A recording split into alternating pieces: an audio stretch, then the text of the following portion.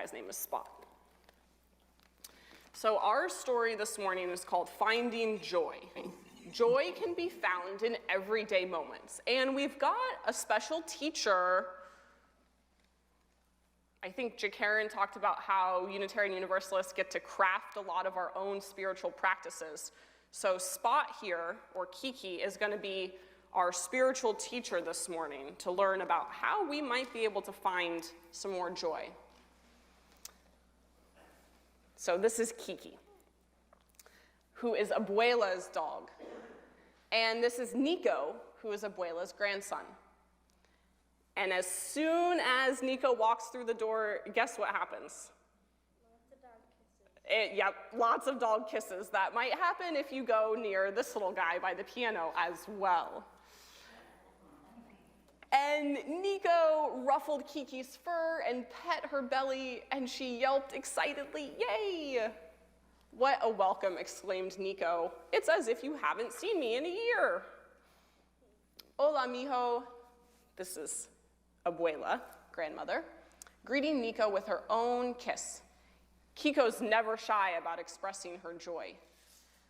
And Nico says, "Abuela, can you imagine a life filled with naps and snuggles and playtime? What could go wrong? Kiko lives her life to be happy." Kiki has her own challenges too. Her brain just doesn't get stuck on them. What does that mean, getting your brain stuck on challenges? Oh, it means that your brain gets poured out of your head. Your brain gets poured out of your head, yeah. Sometimes it feels like that when you're really having a hard time, doesn't it? And Kiki is pretty good at appreciating what's around her. Appreciating. We could learn a lot from Kiki. And Nico says, "Sure, I'll get to that after I finish my homework." "Well, actually," Abuela says, "can you take Kiki for a walk?" So Nico and Kiki head outside, and Kiki is in no rush.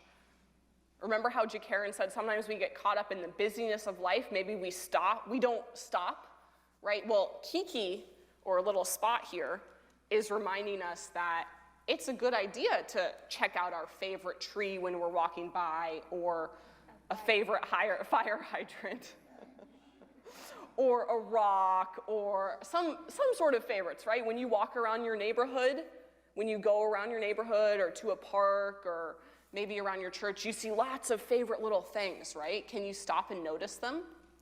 But Nico says, we don't have all day, kind of tugs on her leash. But sure enough, nope, Kiki slows him down again, notices a puddle, darts toward it, and gets pretty messy, splashing and rolling in the mud. And then his name's Spot. Then he turns into Spot, yes. Nico grabs Kiki's leash just as she gives one of those dog shakes, you know, the kind that sprays water all over you. And Nico says, "Now I'm a mess too." So on the walk back to Abuela's, Kiko spots a squirrel and was beside herself with anticipation. Kiki circles around the tree, wags her tail, and Nico says, "Come on, we don't have time for this." Remember, what does he have to get home to do? Homework. Yeah, he wants to get started on his homework. So when they return to Abuela's house, he's not quite ready for homework, and sits down and watches Kiki. She finds her ball and swats it and chases after it, and it looks like she's having the best time just playing fetch with herself. And the ball gets stuck under the sofa, and Kiki tries to reach under it and grab it with her paw. And eventually she snuggles up right next to Nico, all tired out, and closes her eyes. Abuela asks, "So did you learn anything from Kiki?" Nico smiled. She never passes an opportunity to play, that's for sure. And she's pretty good at finding joy in the little things. Do you remember a couple things she thought was joyful? Mud puddle. The mud puddle. Squirrel. The squirrel. Fetch. Wow, lots of things she was finding and making joy. Fire hydrant. The tree and the fire hydrant. We could be a little more all like Kiki, Abuela said. That sounds like a challenge, Nico stated.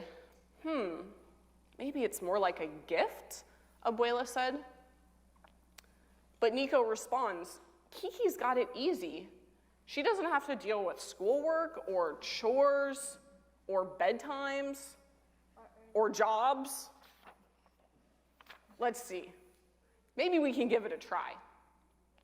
So Nico goes back to his house, and he's having some doubts about Abuela's challenge, especially as soon as his mama reminds him to take out the trash. How am I supposed to appreciate this stinky mess? But then he caught a glimpse of the sunset. And so Nico paused and stopped and marveled at all the magnificent colors and watched as the sun moved over the horizon. Loading the dishwasher after dinner, Nico initially rolled his eyes at Poppy's nightly dance party invitation. Ooh, that sounds like a fun way to do dishes. Then he remembered Kiki and what she would do. And so Nico felt the music pulse through his body as he danced. At bedtime, Nico was so caught up in Poppy's storytelling that he didn't even complain when Poppy said it was time for sleep. And so Nico closed his eyes and went through his day. He remembered all these little moments, and a warm rush of gratitude filled his body. That Kiki must be on to something. And so the next week, Nico again visited his abuela, and sure enough, guess who ran out to meet him? Kiki! But this time, Nico was ready. Look, he brought his rain boots and was all ready to head outside. Also, Abuela came.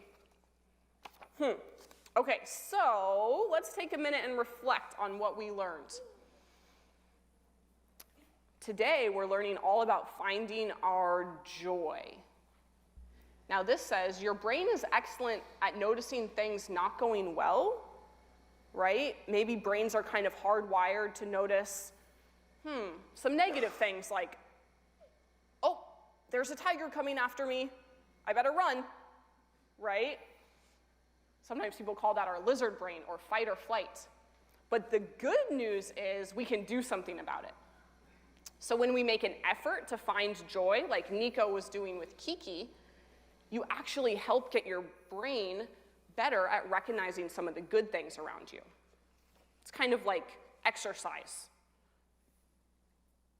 You gotta practice it. And so joy can be found in everyday moments we often overlook. And these are some of the things that Kiki helped Nico learn. Right? We noticed, like the sunset. We slowed down, right? Remember, Nico was running all about, we don't have time for this, we don't have time for this. But then he slowed down and he appreciated. Remember when he was going to bed? He went through his day in his head and he appreciated everything that happened. And they got curious. Sometimes we don't know what to do, but if we get curious, that can help. Now, joy can feel a little bit different for everybody. It doesn't have to be the same thing, right? I know some people might like Minecraft here. Maybe that brings you joy. Or Pokemon, the little playful Pokemon. I love that. But joy can feel different and be different things for everybody. But it's something that we can notice in our body. Like, we get tingles, or we feel light or energized, right? Joy really gives us new, refreshed energy.